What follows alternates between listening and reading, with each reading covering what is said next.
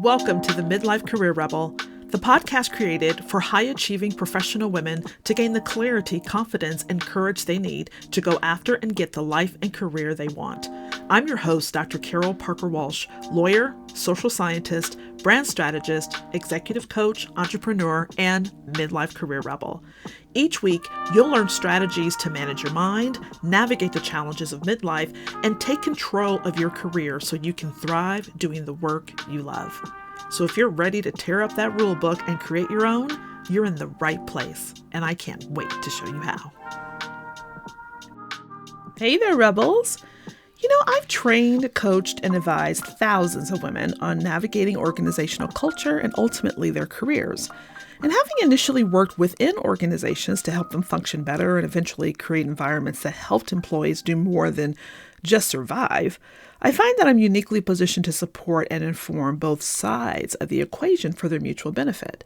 And it's interesting because one of the reasons I stopped practicing law was because it ultimately conflicted with my values and personality, which is more mediative than confrontational.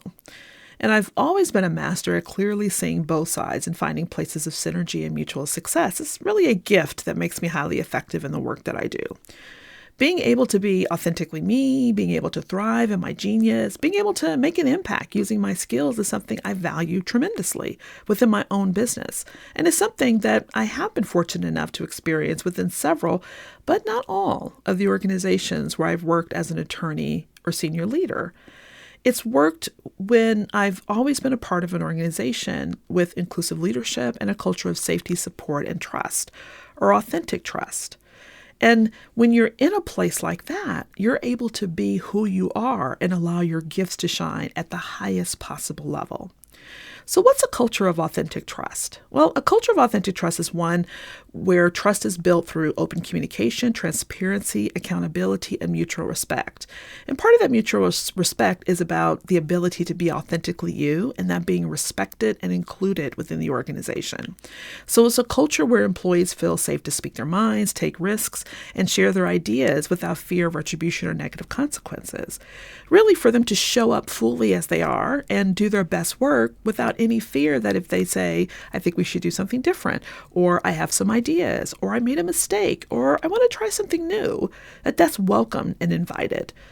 Now, for me, authentic trust is the same as psychological safety, a term first coined by Harvard Business School professor Amy Edmondson in the late 1990s. And it may feel like a utopia as I talk about it, because if you're not experiencing it, then it will definitely feel like something in Harry Potter land. But where there's authentic trust, leaders are transparent and open in their communication, and they set clear expectations.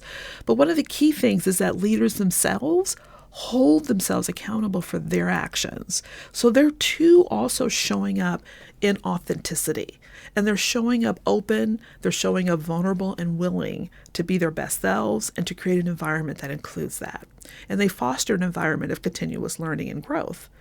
Now, a culture of authentic trust values and respects the individual and collective contributions of everyone, and it recognizes the importance of maintaining relationships based on trust and respect. Now, why does that matter? Well, according to research by Google, an organization with a culture of trust will outperform teams with low levels of psychological safety and trust, and it most likely will create environments that are more innovative, where they make fewer mistakes and produce higher quality of work. They also have lower turnover, according to a study by Harvard Business Review, where they found that employees who trust their leaders are 12 times more likely to stay with the organization than those that don't. And also, according to a study by PricewaterhouseCoopers, 86% of consumers say that they are more likely to trust a company that demonstrates transparency themselves. And 59% say that they would switch to a competitor if they were more transparent than what they were currently dealing with. So you see, from every side, a culture of trust creates a win-win situation. Now, creating and sustaining a culture of trust is not always that easy because it really starts with the leader. And it starts with the leader setting the tone by valuing not only their team as individuals, but also the contributions that they make, regardless of the contributions that they make. And that is key. So you have to show that you care about everyone's well-being and allow others to have input on how the team carries out their work. So it allows everyone to have voice and agency. Also, leaders have to show vulnerability. Leaders often believe that they have to know everything and have all the answers, right? Or they have to be more stoic and not be connected or emotional with their team. But a big part of trust is not being afraid to own and make your own mistakes. And one way to support that is by changing the definition of failure and seeing mistakes as learning opportunities. So it's important to create a culture of trust that we start normalizing this idea that leaders don't know everything. And that's why they have a team, because together they can create something amazing, or that they'll figure it out, and that's okay. Consistently reinforce positive behaviors. That is the key thing, right? Because when you create a culture of celebration and appreciation, each time you show gratitude and acknowledgement, then people do feel valued and respected. And when positive behaviors are constantly rewarded and recognized, employers are likely to continue to exhibit them, right? You've heard the phrase that you reward the things you want to repeat, the things that you want to see done over and over again. When you give attention to the things you don't want to see, you tend to reinforce those. So by creating a culture of positive engagement and reinforcing and celebration, regardless of what happens, you're creating trust and building that within your team and organization. You want to be the type of leader that addresses issues promptly, because if you're committed to rectifying ongoing challenges with transparency, then you're, again, able to build that trust. And you want to be careful about allowing glass bowl employees to be the source of conflict and not doing anything about that or addressing that issue promptly, or thinking that that individual has a perceived value that lets them behave badly. Then you're likely to break trust, which will be hard to get back. Now, several companies actually experienced this, which I think is really interesting. Uber faced several scandals related to workplace culture and leadership behavior in 2017, which resulted in a significant turnover and public backlash.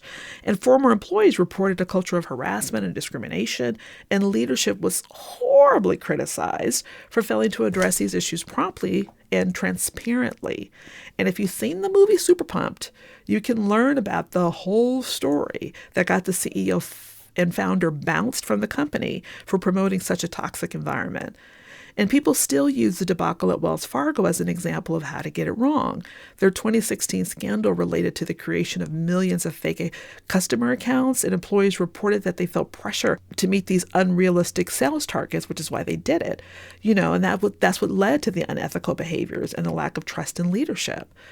And of course, we all know Enron, right? You just say the word and it's like, yes, distrust, right? The energy company that filed for bankruptcy in 2001 after facing a scandal related to fraudulent accounting practices and a very toxic corporate culture. And leaders were criticized for prioritizing short-term profits over ethical behavior and sustainability, leading to widespread mistrust among employees and investors. This case has made its way into textbooks on how not to create a culture of authenticity and trust and safety. Communication is also crucial to maintaining authentic trust and psychological safety. And as a leader, you should regularly communicate with your team, including them on company performance goals, and challenges, and progress, so they can see how their work is impacting the entirety of the organization's operations and bottom line. This helps to create a sense of shared purpose and direction that also fosters a culture of trust.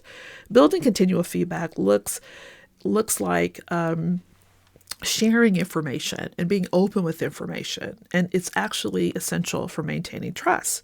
And active listening is a part of that, which is also a bedrock of giving and receiving that feedback. When organizations get it wrong, as in the examples above, it can not only significantly contribute to mental health issues such as anxiety and depression, according to a study by the American Psychological Association, not to mention decreased morale. And the damage to organizational reputation due to negative publicity and the damage to the ability to attract and retain customers, clients, and employees can sometimes be irreversible. I mean, once again, when you think of unethical behavior and fraud, all you have to do is say the word Enron. A place like Zappos is an example of a company prioritizing creating a culture of trust and psychological safety, notably by emphasizing employee well-being and employee development. And by investing in training and development programs and creating a supportive and inclusive workplace culture, they've built a strong sense of trust and loyalty among their employees. And this has helped to create a positive work environment and a strong sense of corporate culture. As a leader, building a culture of authentic trust and psychological safety is crucial for organizations to achieve long-term success, but it requires a deliberate and sustained effort to make it happen. Strategies such as open communication channels, vulnerability, regular feedback, fostering a learning culture, and celebrating successes are steps in the right direction.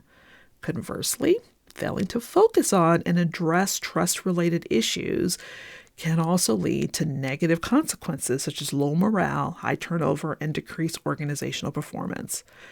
Now, the pandemic has changed the nature of work and how we work. A senior leader at LexisNexis said one of the best gifts we've learned over the pandemic is to get in touch with our humanity, which will help prepare us for our future. And that human connection is at the heart of not only building relationships, but solving problems.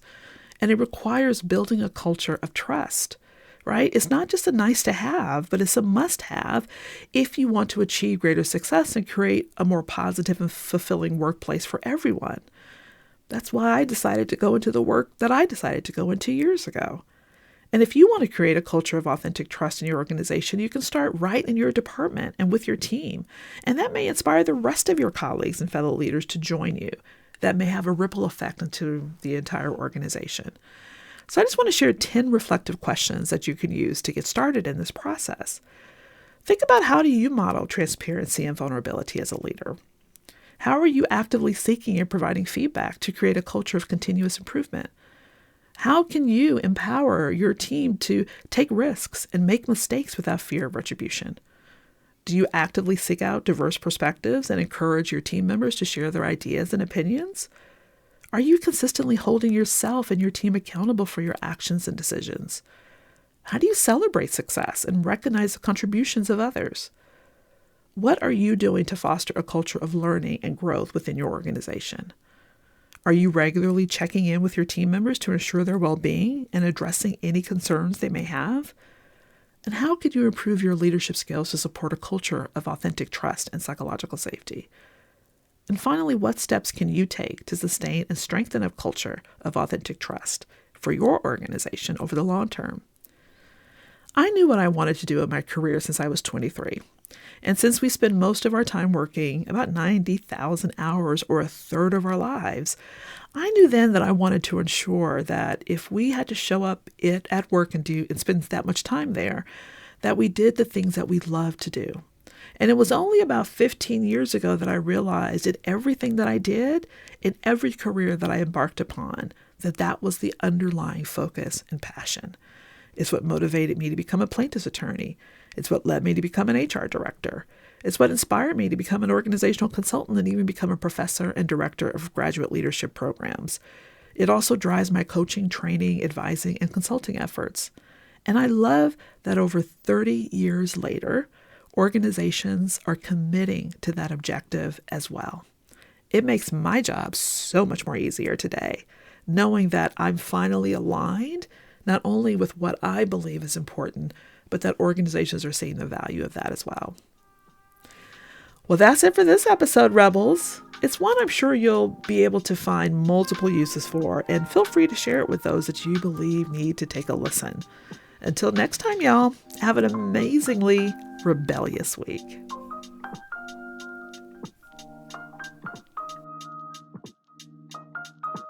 That's it for this week's episode. Hey, and if you're loving what you're learning, be sure to rate, comment, and subscribe to this podcast so you never miss another episode. Also, don't forget to read the show notes and grab the free resources mentioned so you can start implementing what you're learning right away. Finally, are you ready to unlock your potential and fearlessly go after the career and life you want? Then join me and a community of other high-achieving women in midlife, stepping into new levels of leadership, switching it up to do the meaningful and fulfilling work they're meant to do, and glowing up by creating the systems of freedom to achieve their dreams in Fearless, the Career Rebel Academy. You'll find the link in the show notes. Simply fill out the application, and together we'll determine if this is the right fit for you. I can't wait to see you there.